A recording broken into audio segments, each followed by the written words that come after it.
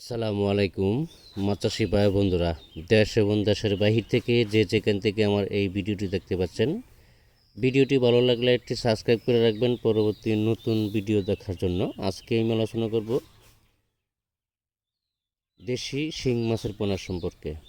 দেখেন কত সুন্দর কালার দেশি শিংয়ের। তো দেশি শিং মাছের পোনা যারা চাষ করতেছেন বা করবেন, এটি কিন্তু অনেক চাষ করে অনেক লাভজনক হওয়া যায়। তবে কিছু কিছু বিষয় হলো, মাছের মধ্যে মাছ চিনতে হবে কোনটা মেল বা কোনটা ফিমেল, এইগুলি বুঝে শুনে সংগ্রহ করতে হবে। আপনি যখন মাছের পোনা সংগ্রহ করবেন, 100%-এর ভিতরে অবশ্যই 80% ফিমেল থাকতে হবে, 20% মেল থাকতে হবে। 100-এ 100 কিন্তু দেওয়া সম্ভব না একটা হ্যাচারি থেকে মাছের পোনা সংগ্রহ করার সময়।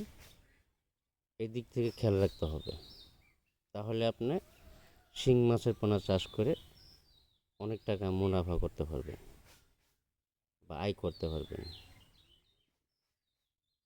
এখন শিং মাছের পোনা কিভাবে চিনবেন কোনটা মেল কোনটা ফিমেল, এটা কোনো চেনার কোনো উপায় নাই।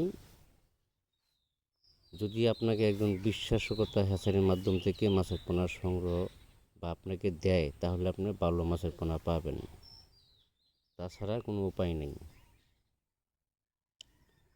মাথার মাছগুলো গ্রেডিং করে মাথার মাছগুলো সংগ্রহ করতে হবে।